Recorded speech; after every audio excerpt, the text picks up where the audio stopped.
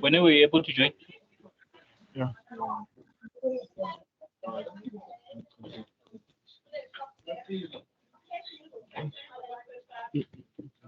Kami balik Eh? belum.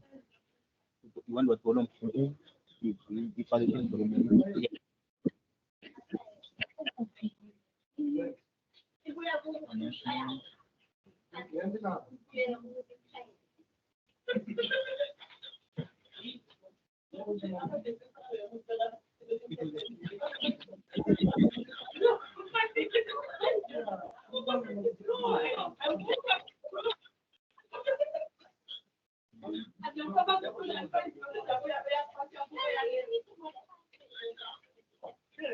So we balikin volume lah. Kami na. Yeah. Kami balikin. Yeah, but Ugo. You wanna win that? Kami do. Di. Yeah, but like in look on away for it away, but obviously that's the 20 minutes. Look on to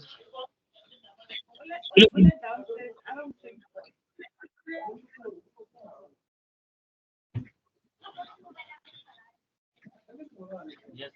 Anga create nga code dito ano. Yung na yan.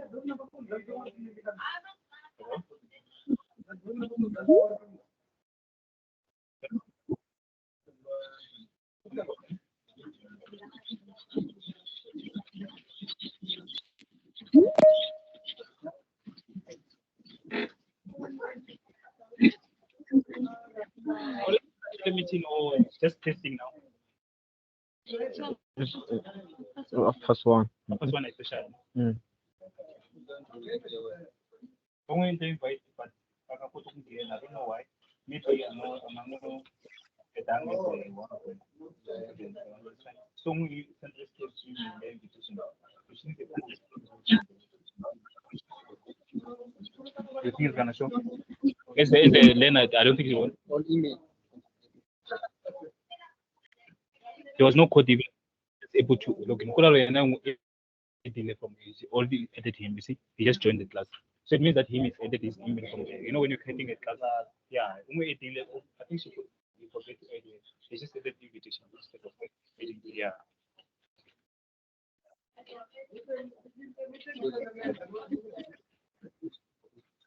No, it's so this.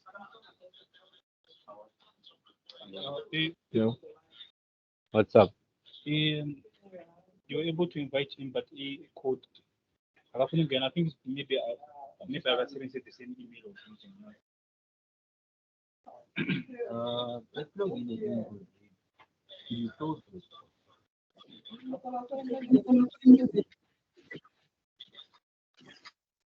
Mostly it happens if you're using two emails or maybe you're not added straight to the class. Just go there.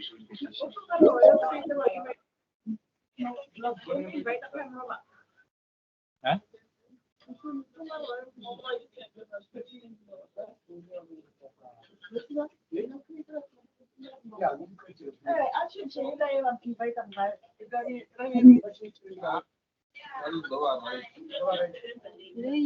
Your mic is on.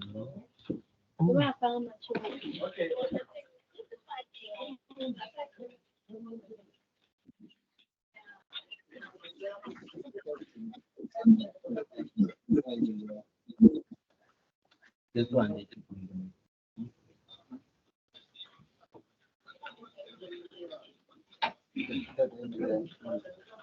Yeah, it will put me.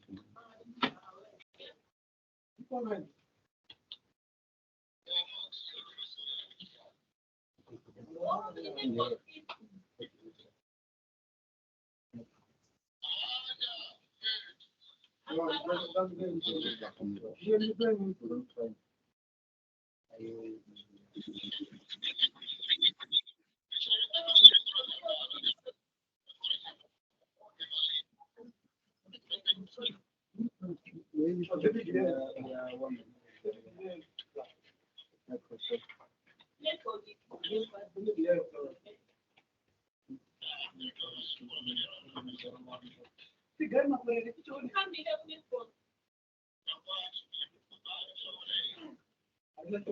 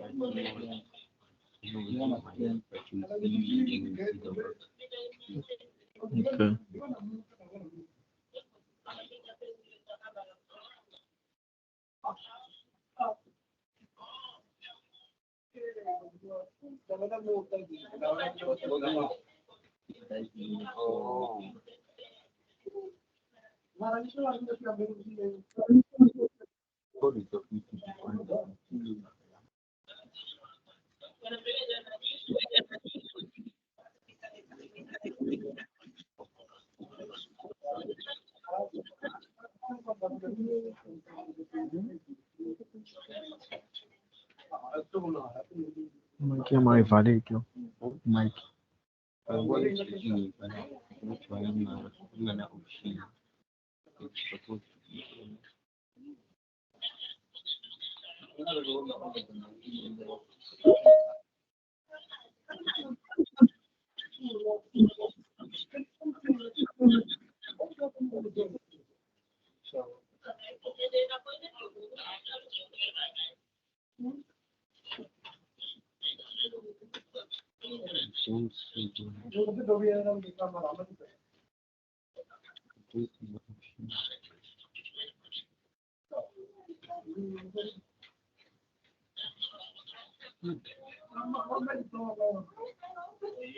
I'll try to remove it. Okay.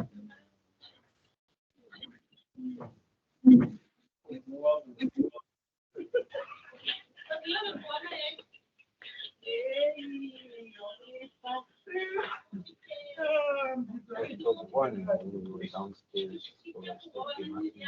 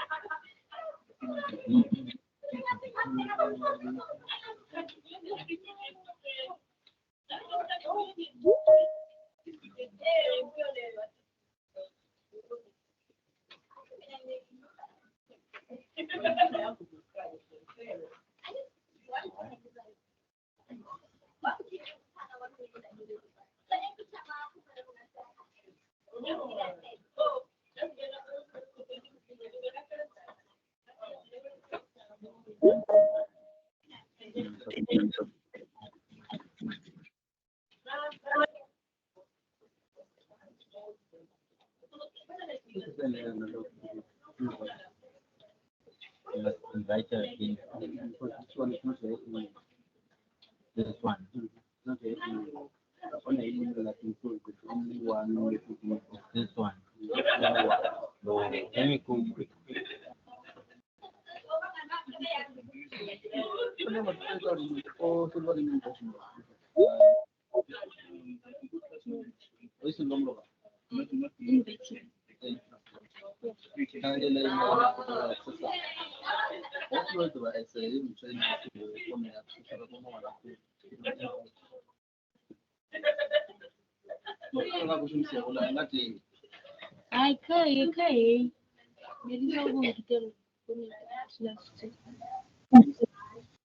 Good day, guys. Good day, everyone. Welcome to the first session for Project Management Level 5. I hope you all guys are good.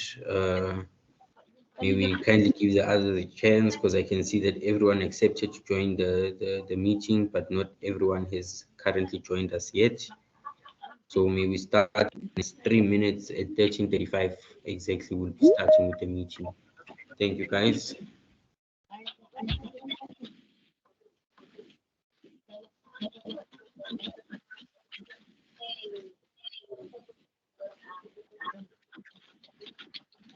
Mic ya my father.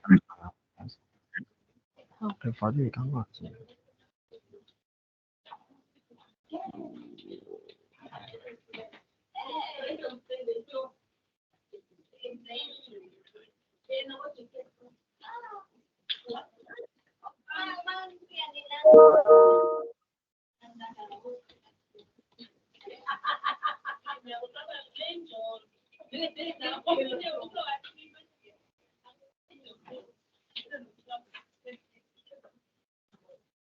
Olha cá, meu phone. Your phone. Chega também. Não foi invited lá. Não cheguei.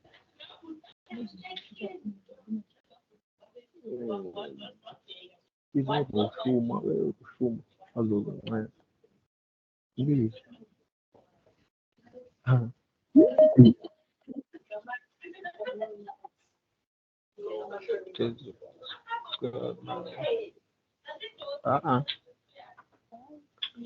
Go to inbox.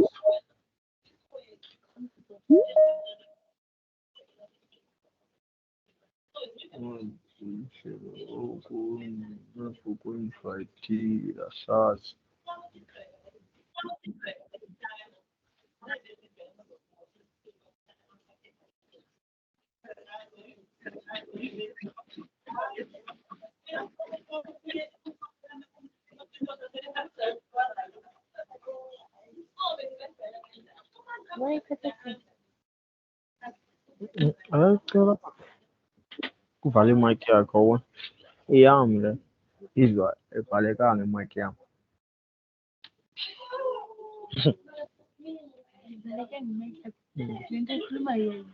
Oh, angazi ukuthi ngibhala kuphi.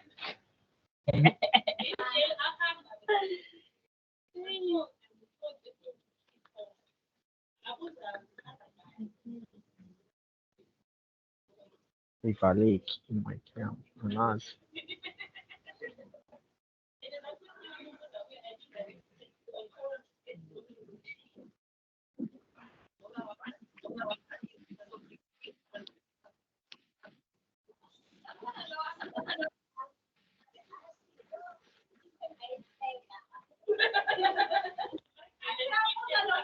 Okay.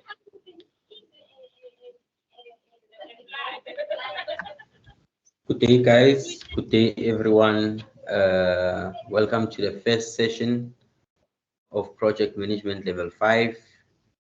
With a thumbs up, kindly send a thumbs up to show that you can hear me.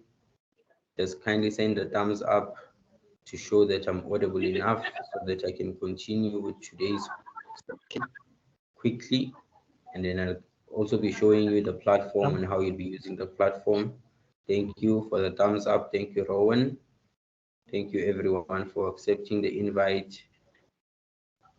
And thank you for being part of the meeting today. So let's get started as our first slide says. So going into the second slide, it says select a project. So our first session, or our first formative, is going to be for a scope statement. So we will be doing a project scope and how to do a project scope, and also how to also draft a project scope or answer questions regarding a project scope. So I'll be also sharing with you guys, it's already shared in fact on your platform. I'll be showing you where you will be finding your work, your workbooks, your formative, your summative, and where you'll be getting the answers from. I'll be showing you as well. So going on to the next slide, here it says scope statement. So what is a project scope, guys? It is the scope of a project affects every step of its execution process. To complete a project efficiently, it's important to know how its scope affects your schedule and the outcome. Knowing how to scope a project ensures you to meet deadlines, avoid costly unexpected events, and complete the project as intended. So guys, here as you can see, on this module, or on this session, the first session, you'll be learning on what is a project scope and how to mitigate or lessen unexpected events, and how to also complete a project. And you'll also be knowing how to meet deadlines when it comes to a project, because we know, guys, that a project has deadlines. So for example, I like to use this example because everybody knows about it. So for example, you are starting a refurbishment of your kitchen unit. You are starting to refurbish your cupboards, your zinc, your tiles, your ceiling, your walls, the painting, the color, everything. So when you are starting that type of a project, you already have a budget of how much you are willing to spend for that project, all right? Because you would have went and done your quotations at certain hardware, or the supplied building material for your cupboards, for your tiles, for your painting, all those things. So you want to make sure that throughout the entire course of your project, you need to stay inside the budget, and not realizing that as time goes by, you realize that there are more things that you didn't plan for. Those unexpected costs will be affecting you or affecting your budget. So you need to make sure that when you do a project scope, you make sure that you mitigate unexpected events. For example, like the example I'm using with the kitchen, now that you are in the middle of the project, you realize that there are things like plumbing material that need to be included in your project. There are things like electrical material that need to be included in your project, and you are not aware of such costs.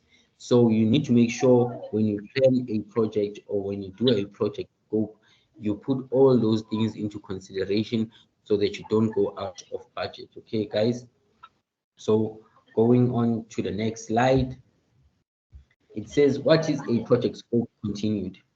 The preliminary project scope statement documents product requirements, project boundaries, methods of acceptance, and high-level scope control. So going on to our next slide, guys. Here it says for inputs for developing a preliminary scope. So these are the things that we will be focusing on, and I'll be explaining to you as we move along. So which is the project charter, the organizational assets, statement of work, and what we call VUCA. It's an acronym. I'll be explaining what the acronym is as we go along. It's an acronym called VUCA. Okay. So as we move along, here it says organizational process assets are resources, procedures, or processes from any or all of the organizations involved in the project. that influence the process or outcome of a project. Example are policies, procedures, plans, guidelines, and regulations. Oh, guys, before I move along, could you kindly use the same link that you were using yesterday to fill in the registration?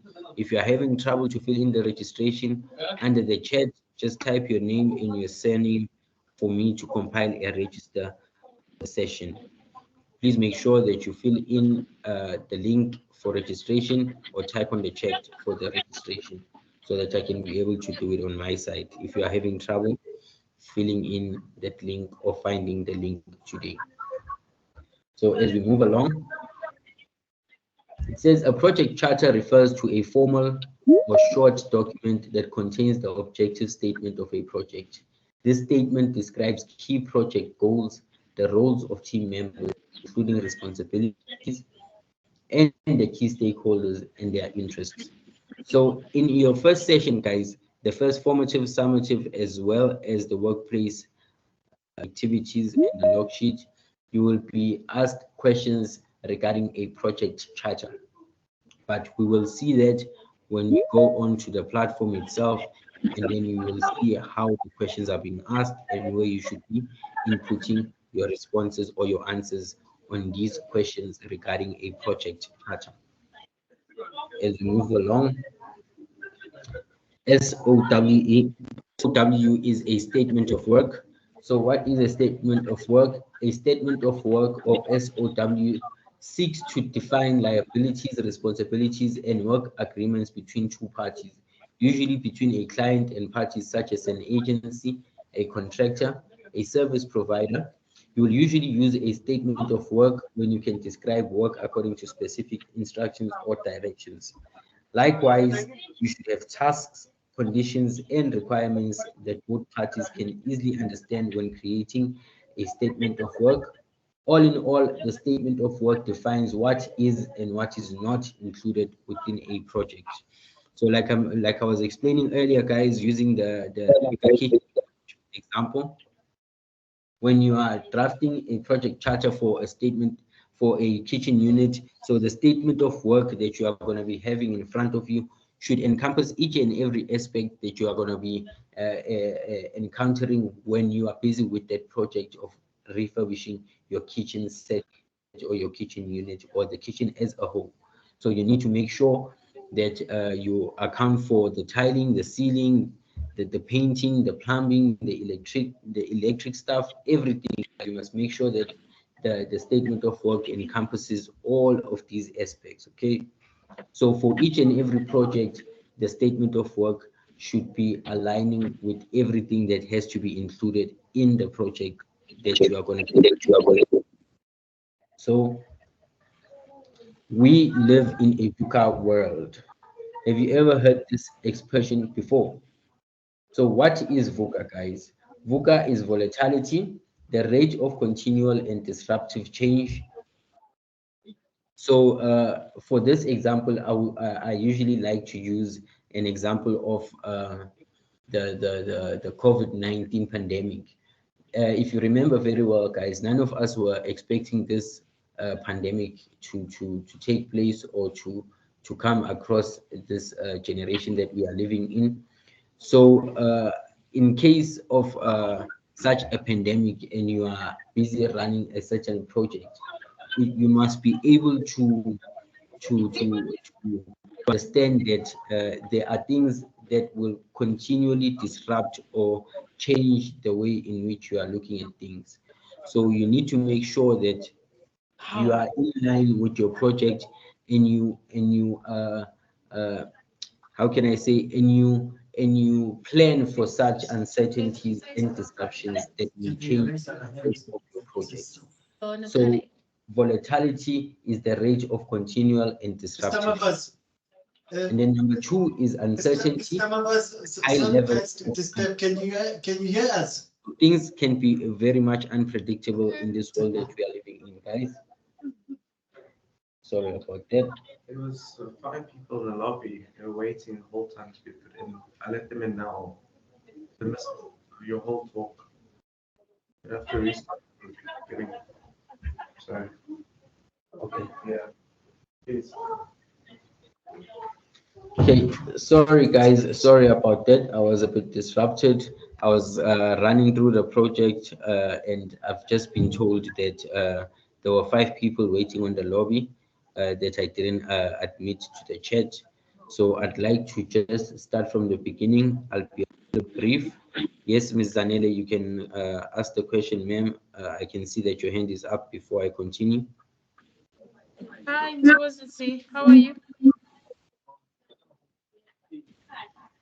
Mzozi, can you hear me? Yes, you are audible, Zanele. You can continue, ma'am. Yes. So we were trying to join. Sorry, my colleague needs to leave the meeting. Please leave the meeting.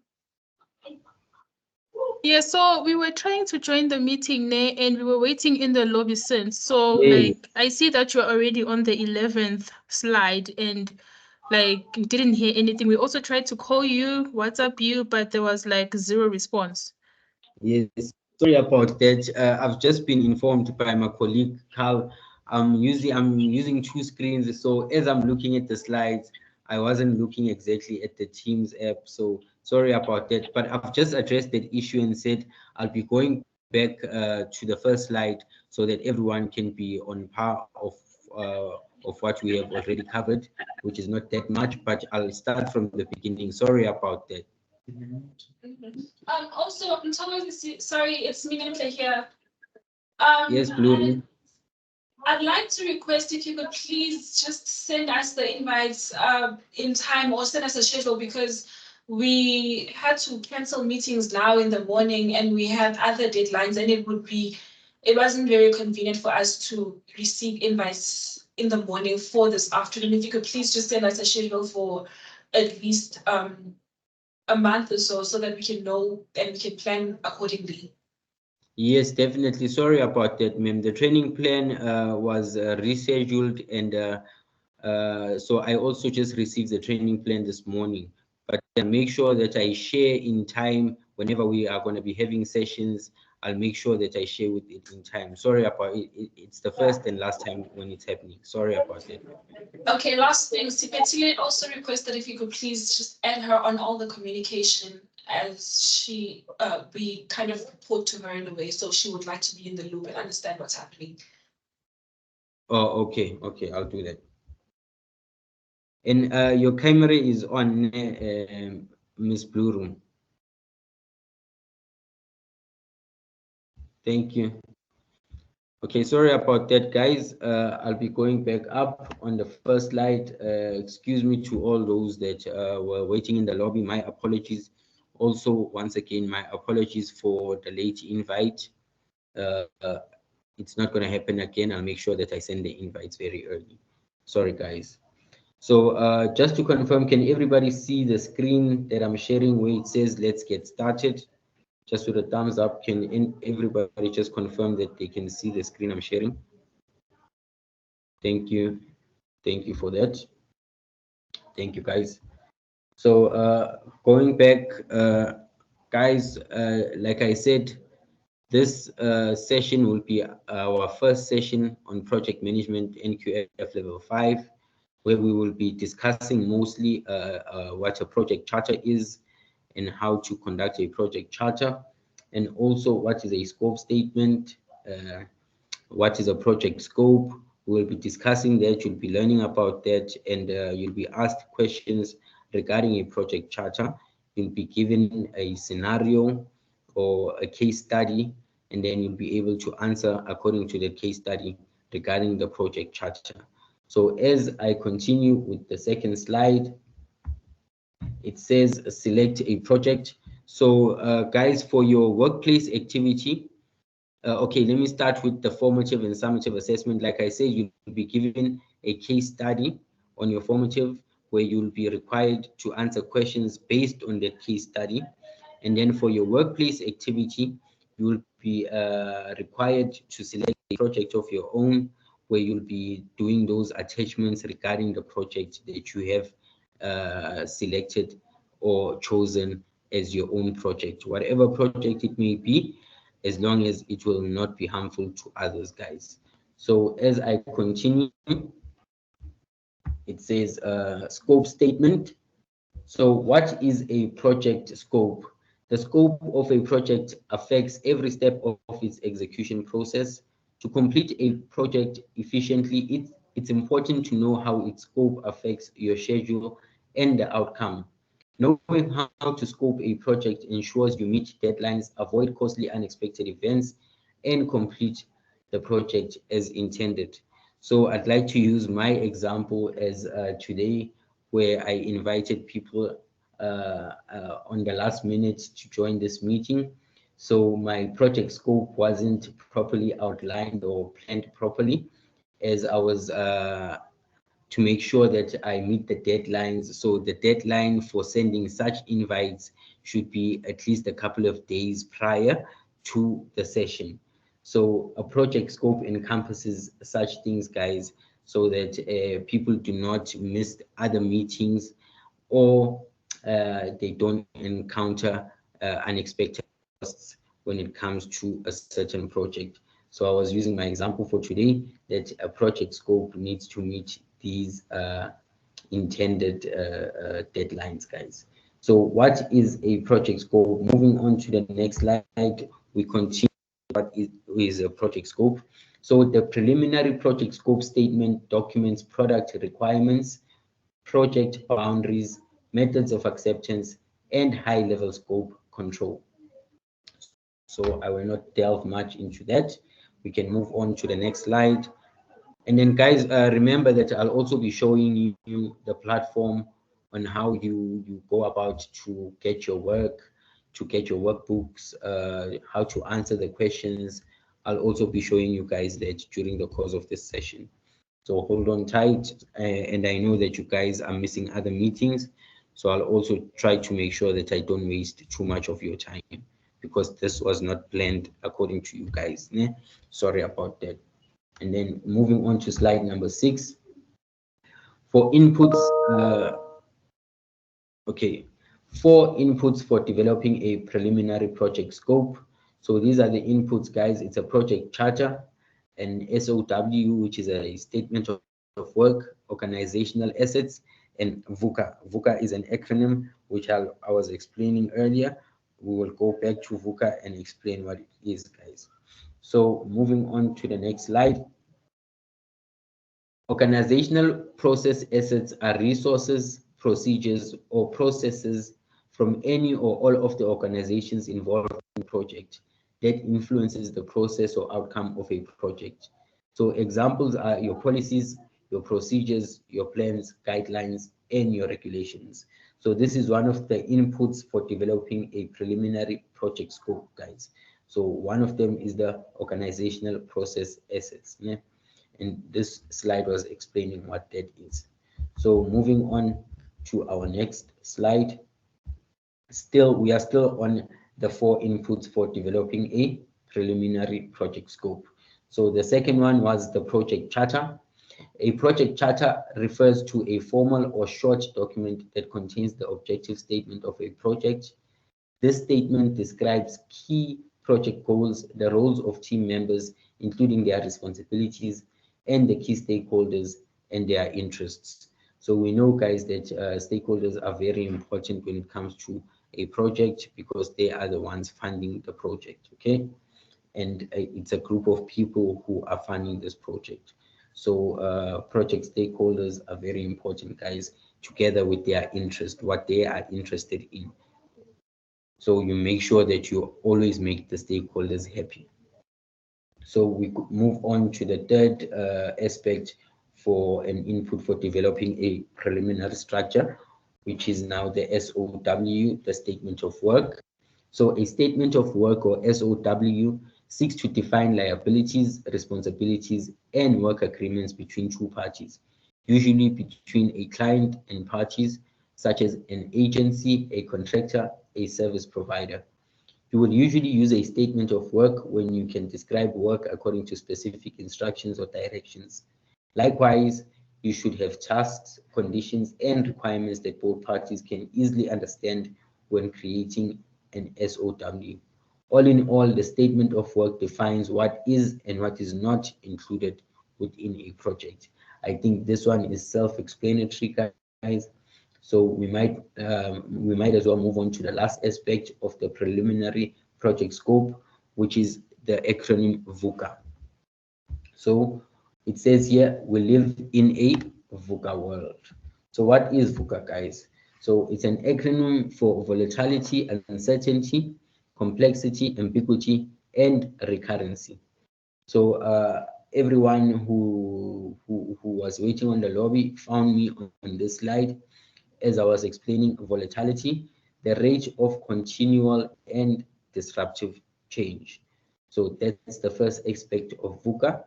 Number two is uncertainty, high level of unpredictability. So guys, we all know that when we are conducting a certain project, that there are high levels of unpredictability. Anything can happen. There are certain events that can disrupt our projects. The one event that I was explaining was the COVID-19 pandemic. We all know how disruptive that pandemic was. Imagine you are now involved in a certain project and now you have to shut down everything because of the government regulations for us to shut down most of the operations that were happening, especially from outside of our doors. So VUCA also explains the high level of unpredictability. Number three in the VUCA aspects is complexity, which is the multiple factors and linkages. Okay. Number four is ambiguity, lack of clarity and multiple interpretations. And then lastly, on the VUCA aspects, we have recurrency, no clear end in sight. Okay. So as we move on to the next slide, it says it is not all doom and gloom. Okay, still explaining the VUCA aspects. Another way of understanding VUCA is says here, vision, you set direction and champion progress. Number two is understanding, make sense and drive value for your employees and customers. Clarity, take action and deliver results. Number four is agility, continually make necessary adjustments. And then lastly, resilience, which is an ability to bend but not break, to bounce back and break through. So VUCA, guys, is actually a guideline for your project to be a successful project. So when you are following the VUCA principle, you make sure that you are well prepared for the project and you can expect anything, but also have a clear mindset of where you want your project to be, and also know that anything can happen during the course of the project that you are encountering. Okay, so when we are moving on to the next slide, slide number 14, it says typical content of project management scope. The first point, it says project assumptions, anything you think to be true, but there is no guarantee. I'm sure we all know that, guys, that we can be planning and planning, but at the end of the day, there is no guarantee of where things can lead to. Okay.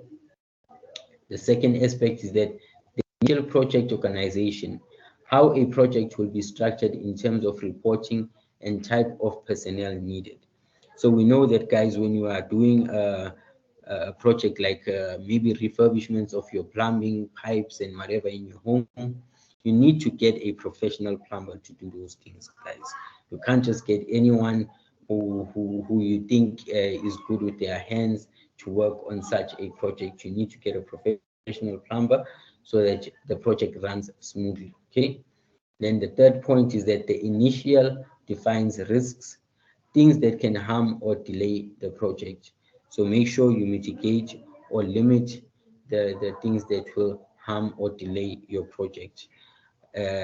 Things like unnecessary spending, you must stay within your budget whenever you are conducting a certain project. Okay. Then number 4, it says schedule milestones. So key events in the project's example, you cannot put a roof before building walls. Okay, that one is self-explanatory, guys. It says itself. I won't delve much into it again. And then lastly, it says initial work breakdown structure, breakdown of the task and activities. So we know that when you are building a house, you start with the foundation, you You start with the wall up to maybe a window size, and then you go up before you do the roofing, as the previous point was telling us.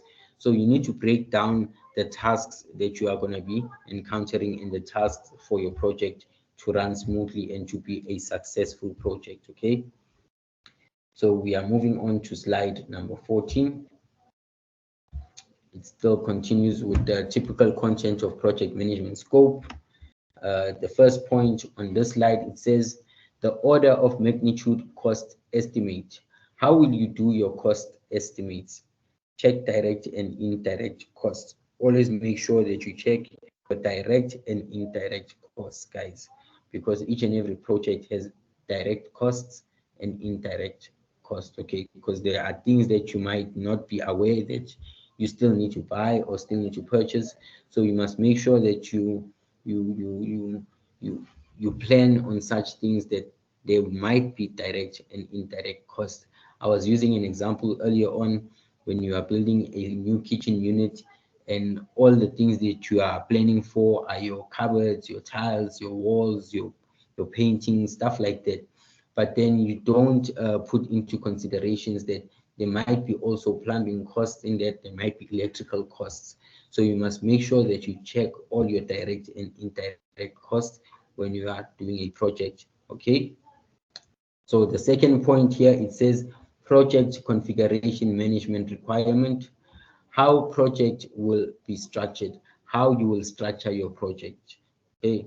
How you are planning to make sure that the project runs smoothly, on time, within the budget, and not causing you any stress. So you must make sure that you configure the project management requirements, okay? The third point is approval requirement, project handover, and requirement. The fourth point, it says project assumptions, anything you think to be true, but there is no guarantee. We have already delved into that one. Lastly, it says the initial project organization, how a project will be structured in terms of reporting and type of personnel needed. This one is repeating itself. Sorry about that, guys. I think this should be our last slide or second last slide. Here it says typical content of project management scope. So the initial defines risks, things that can harm or delay the project, schedule milestone, key events in the project. Example, you cannot put a roof. Okay, so it's repeating itself here, guys. This slide is repeating itself for the second or third time. Sorry about that, my mistake. And then the last slide, it says, let's look at workbook and summative. So now, guys, I'll be showing you exactly how you are going to go about answering your work, especially your workbook, which is your formative and your summative assessments. So let's get into that part.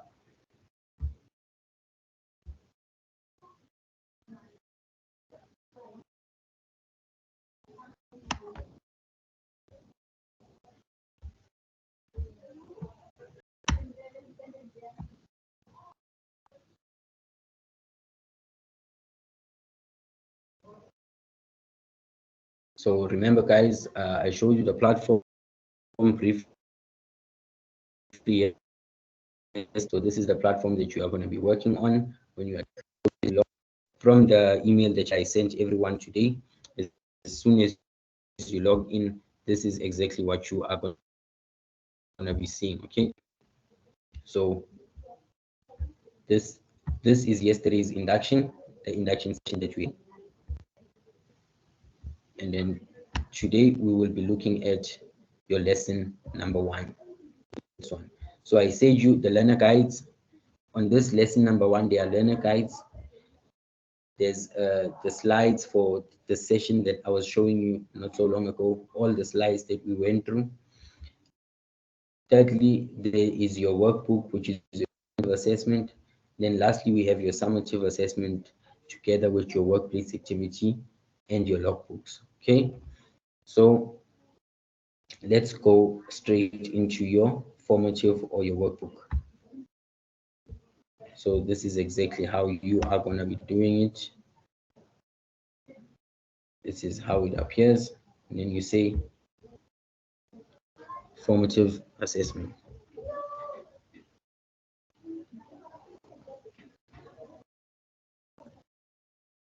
Let's wait for it to load.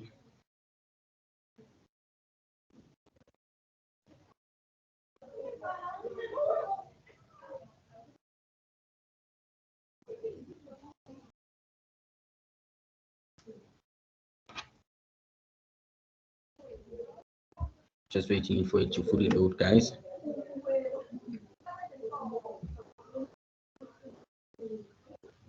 So here, as you can see, while we are waiting for it to load, it says develop a preliminary project scope statement for a simple to moderately complex project. So on this page, guys, you need to make sure that you fill in your names and your ID number.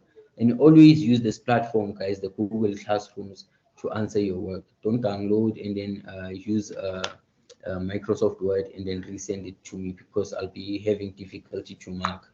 So make sure you just go in the platform as I just did, and then you fill in everything here, including your answers, so that I'll be able to mark your work and share it back with you, so that you can see how well you did for this formative assessment, or rather for the whole session, which is session number 1, lesson number 1.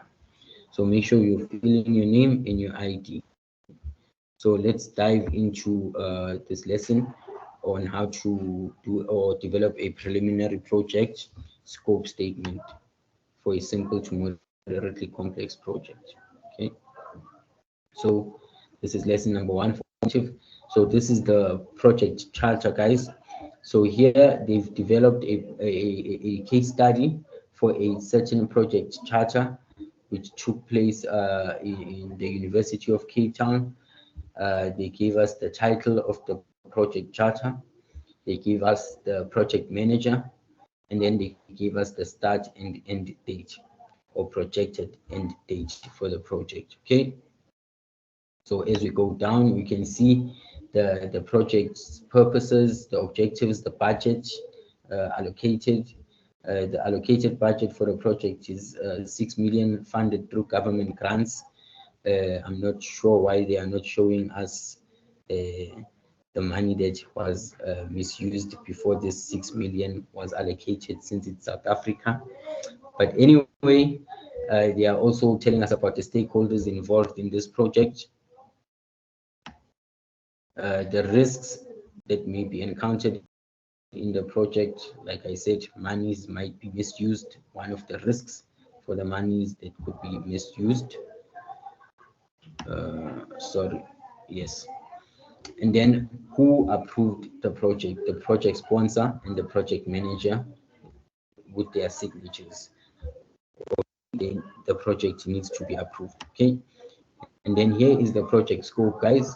The project scope with its deliverables, acceptance criteria, exclusions, constraints, and assumptions. Okay, so there is the project scope description as well.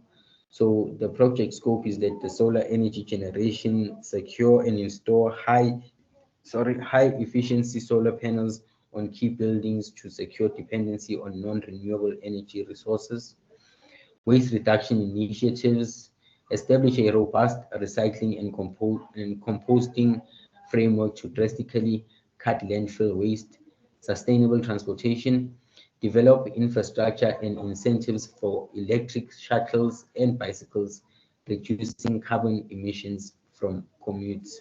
So here is the project deliverables. I will not delve much into it because you'll read that on your own. Acceptance criteria, what is acceptable for this project, the exclusions, what the project should not include. You'll read that as well. I'm just showing you now, guys, on how you'll be going about to do your work. Okay, and then there's also the assumptions.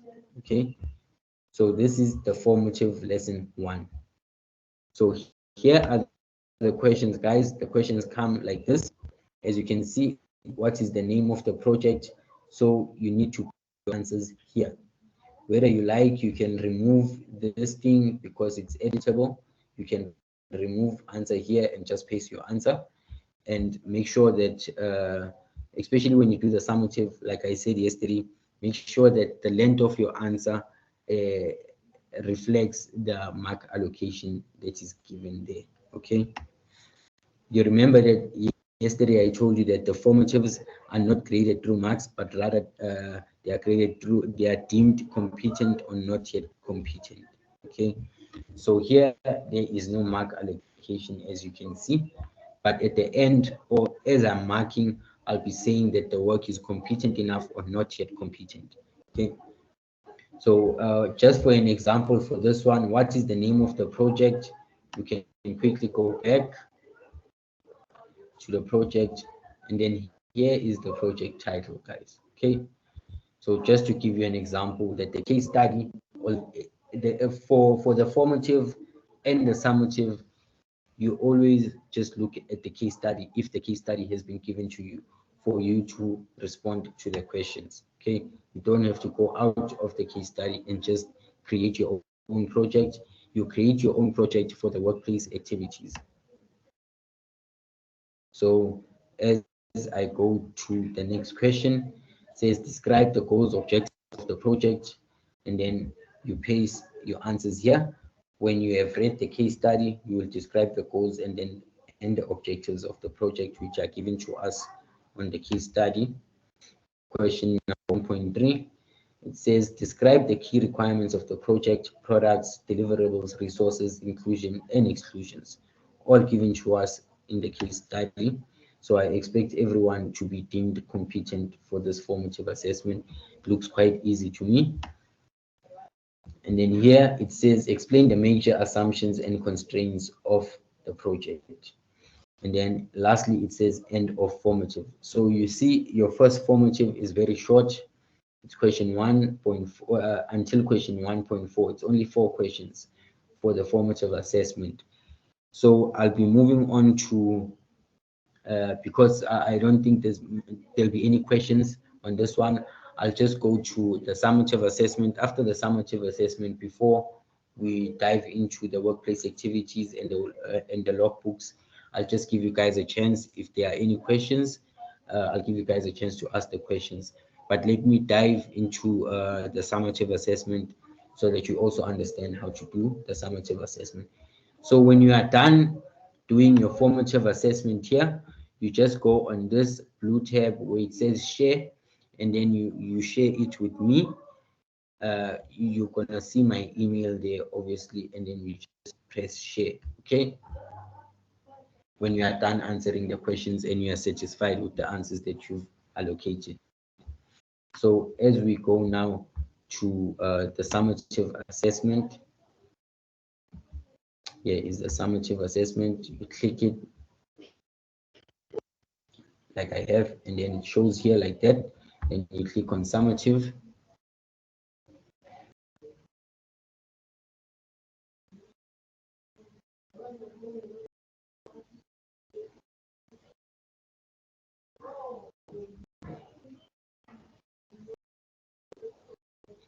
Let's wait for it to load, guys. As you can see, like I was explaining yesterday, that the formative and the summative, the workplace and the logbooks, they all go hand in hand. So the summative is the one that is graded, and you need 75% or above for you to be deemed competent or for you to pass this activity. Okay, but as you can see, it's still on the same topic, guys. Okay, so make sure when you do your work, you always fill in your name and your ID number. So let's dive into the summative task. Sorry about that. I'm moving too fast. Okay. Sorry, Mr. Mamaso, I'm from the Blue Room. Yes, sir. Yes, Mr. Blue Room. It's Mr. Pepisa. Mr. Pepisa. Yes, Mr. Pepisa. Yeah, but look, when are we getting this? Because now it's quite difficult for us to follow, and because I'm just concerned because at least when are you sending us these documents so that maybe when you take us through them, we're also able to go through them ourselves so that we do not get lost in the process. it's already there, which is when you click on the email that you received this morning that says lesson 1. Did you receive that that email today? From you. Yes, from me, ma'am. No, this is not because they sent to my personal email. So On your you see on the you already have the platform, right? Let me go back here. You already have this platform, right? This one, the platform that the screen that I'm sharing. No, don't mind this. No, This platform. No, it says it requires a code to enter the class or something. It requires a code to enter the class. Yeah, it says when it says join class, then it requires a code. Ask your teacher for the class. Yeah, okay. Carl wants to say something. Yes, Mr. Carl. Thank you, Mpolisi. Good afternoon, everyone. So I just wanted to tell you, to get access to the class, to the material, you must join our Google Classroom. Okay. Then if it says you need a code, Mpolisi can show you the codes. Mpolisi, just click on the project management, the class. Just open it up. Yes. Where did you join that? Go to your email, the link. Okay, then Here's the code. on the left there, it will say, it says class code. Can you see that? Yes, yes. Okay, just click on that, the view button. You see there's like a empty square here. Click on that. Yes. See, that's the class code. So you guys can you can see that. I'll even screenshot it and put it in the chats for you. Yeah. Can everybody see the code? Yeah, we're trying to join using the code. I want to see if it's gonna work. It will definitely work. It says couldn't join the class. Check the code, the account, and try again. Yeah. So what account are you trying to join with? So I'm using my personal. Maybe let me use my work email address. What was the email you provided to Naki? Because that would be the email that's linked. I can check on the platform. Yeah, Yes. so I get from both sides. I get emails from to my personal account and also to my work thingy. Yeah, so it is ideal that we use Gmail accounts when we use the platform, because it needs the Google Drive to save the work on it while you're working on it. Yeah, so I'm able to log in. Jesus. So now that it doesn't allow me, it says the code is wrong. Please help me. Sorry, so what is your email? It's pepisa mkabela@gmail.com. It is okay, I see it, yeah. I can see it right here.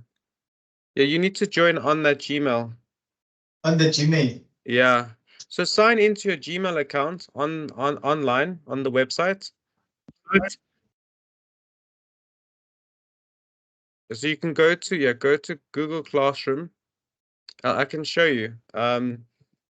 So go to your Gmail and then click on the 9 dots next to your picture, your profile picture on the account. Okay. And then you'll see Google Classroom when you scroll down, or you'll see Classroom. Okay. Let me just give me a moment. It just things.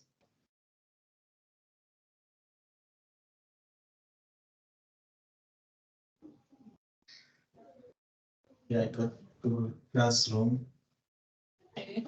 Yeah, I'm in. Then now I'm in Google Classroom. Yeah. Then what do I do? And then you'll see that there's a big plus. I think it's on the right-hand side of the screen. Yeah, it says So create click or join class. Yeah, say join a class. Join the class. And then put the code in. The code is L6. Oh, that's a small letter L.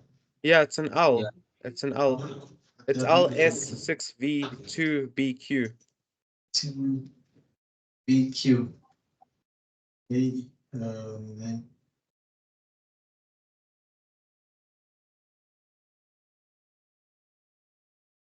Okay, it says what? Navigate classroom. Are you in the platform now? Yeah, I'm in. I see project management and queue. Yeah, I see now. Yeah, Yeah. it's the screen that you are sharing now. Okay, Okay. brilliant. Is anyone else having issues getting access to the platform?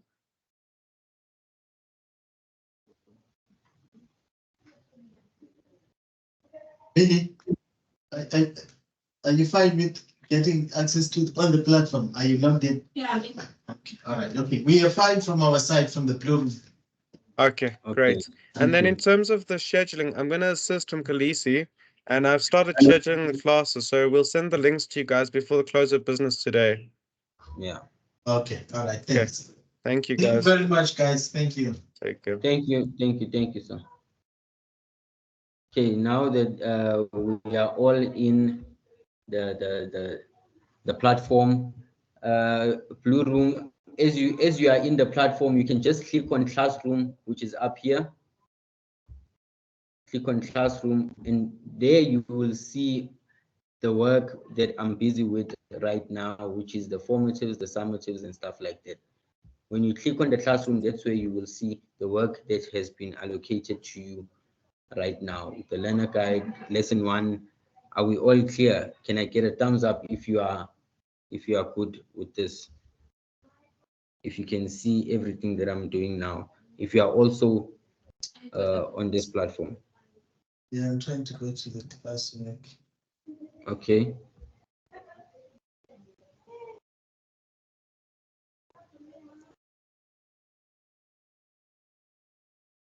Thank you. I see the thumbs up. Yeah, because the purpose of this session now is for you to be able to navigate the system and be able to do your work. So when I see the thumbs up, thank you so much. So now we were already on the summative assessment. So for the summative assessment, like I was saying yesterday, guys, you need 75% and above for you to be deemed competent for this lesson or for the summative assessment questions. Okay, so make sure that the mark allocation be your guideline for the length of your response.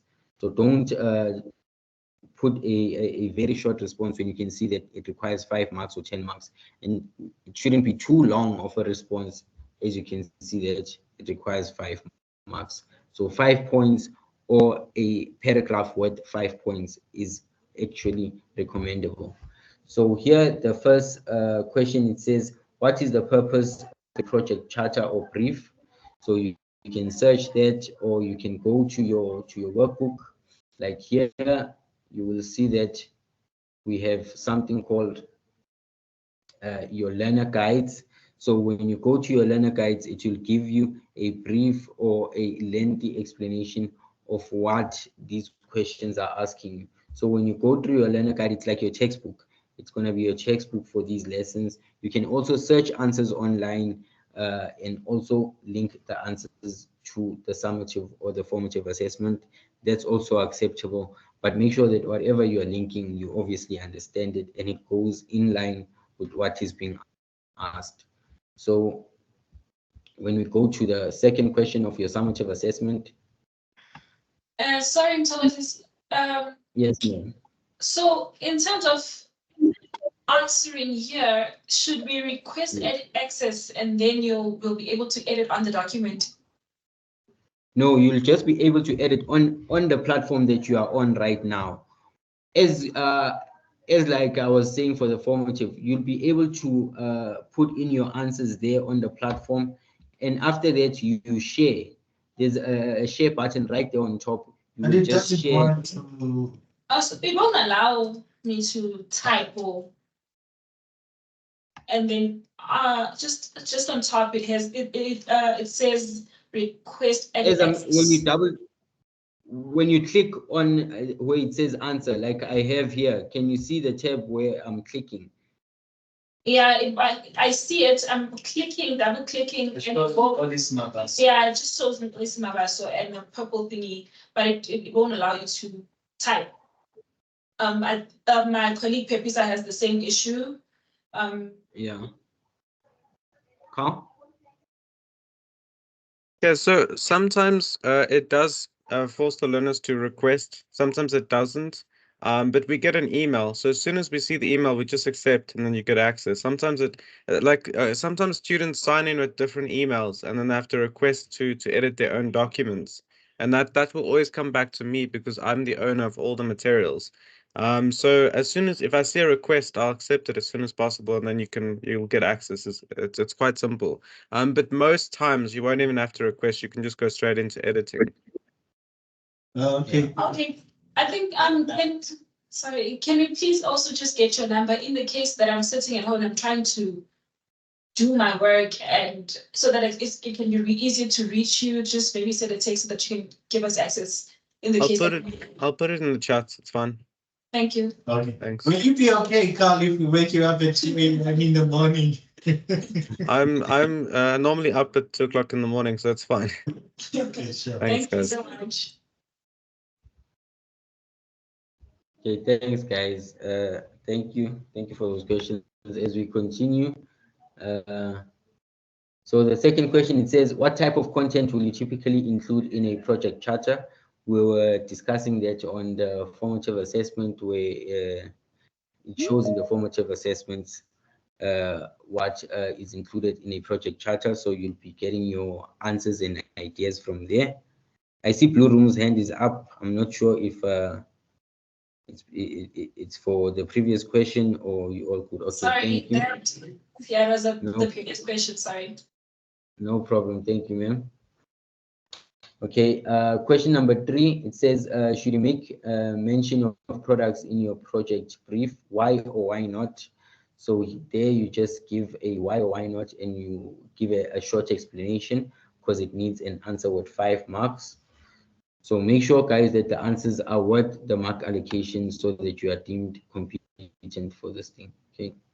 Then question number 4, it says, who makes use of the preliminary project scope statement? Also, you can get the clue or the answer from the project charter on the formative assessment, or you can search that, or also look in your workbook. Okay. Then question number 6, it's the last question with 3 marks. It says, is it necessary for the budget to be included in the scope statement? Give an answer why or why not with 5 marks. Okay. So that is the end of the summative assessment. So moving on, after the summative assessment, remember, even yesterday I explained, it's the formative, it's the summative, it's workplace, and then it's logbooks. So I just need to explain all of them so that as you go through, you understand exactly what is required from you. Okay. Okay, this is the formative. Sorry, guys.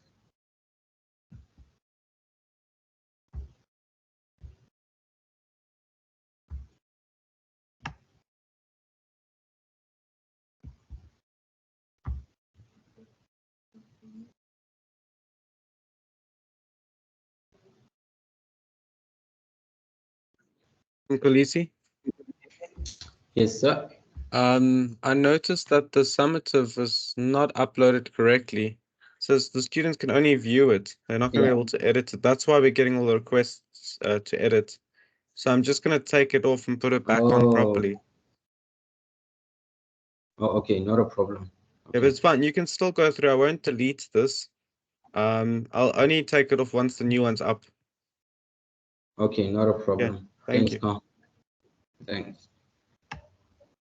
Okay, guys, as we continue, so after the formative, you just scroll down. You'll see that there are workplace activities. It's usually the attachments that I was talking about yesterday. So it says here, workplace activities, which are practical activities.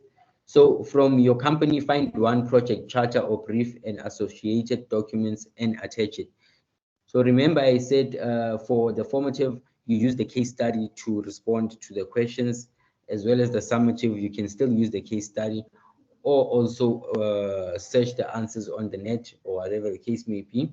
But then for the workplace activities, it's advisable for you to create your own organization or an imaginary organization, and then create a project based on the organization that you have created on your own.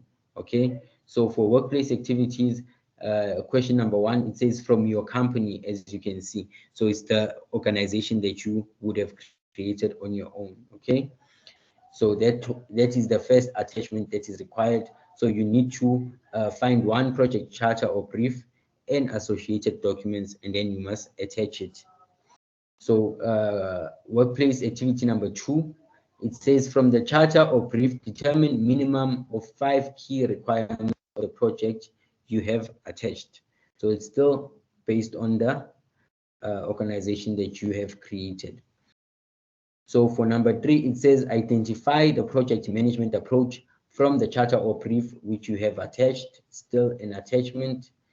And then it says number 4, identify or document a preliminary project scope statement from the charter or brief attached. So as you can see here, guys, it's 4 attachments that are going to be needed. So after you have compiled your document or your attachment, you just come on this. After Carl obviously has edited and fixed this minor error, you'll be able to click on it like this. So you just click here and then you attach your attachment right there as attachment number 1. Even for attachment number 2, on the space provided, you just attach number 2. Okay, I can see that Carl is already working on the document. So for the last part of the session number 1, we go to your logbook. And as you see, the logbook has divisions such as date, assignment, task, start, finish, and total hours.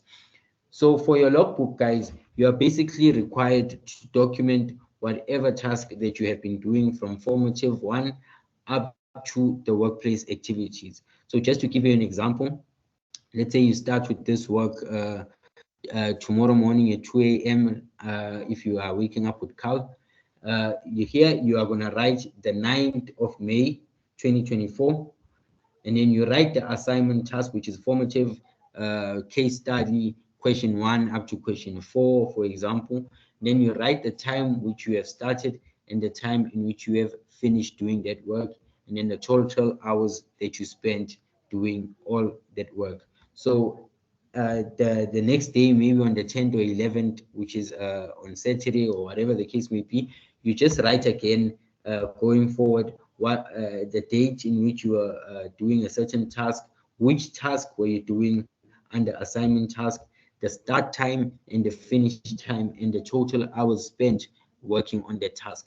So a logbook, guys, is basically a recording of whatever that you have been doing for this particular project. Okay, so as I was explaining yesterday, that it's broken down into 4. It's a formative assessment, summative assessment, workplace activities, and logbooks. So this is the last section of the lesson, which is lesson number 1 regarding the project charter. So are we all good? Is there anybody who has any question we can ask? If we are all good, please get a thumbs up.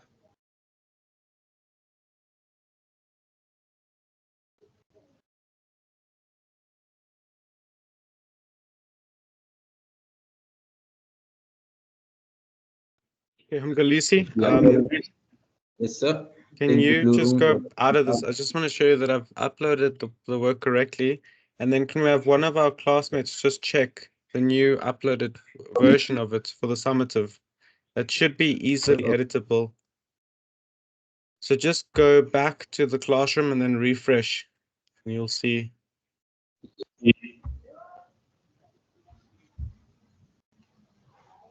Yeah, before we close, we need to make sure that it's editable now. Yeah, so that we can start working on it.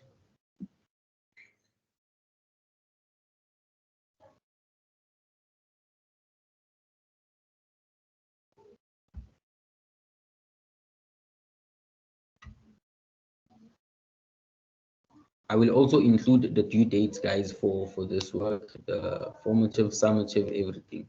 I haven't properly included that, but I will make sure that. Carl, we are now able to edit the summative. Thank you. Thanks, Carl. Yeah, we are fine.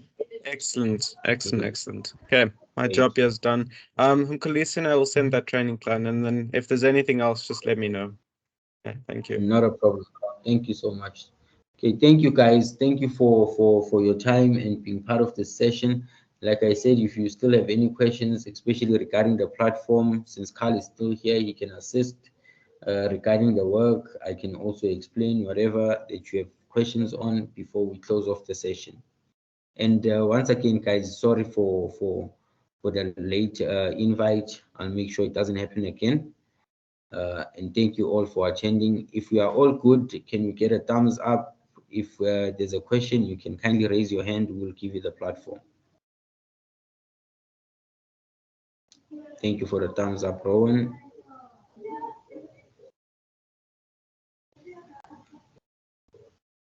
Thank you for the thumbs up, Blue Room.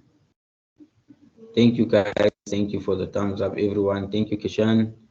Thank you. Okay, Zanele Biela, thank you. And then we will communicate once again via our emails, via WhatsApp. If anybody needs any assistance, we are both here, myself and Carl. So thank you guys for your time, and sorry once again for the late invite. We may leave the chat, and thank you guys. Thank you. Thank you. Thank you.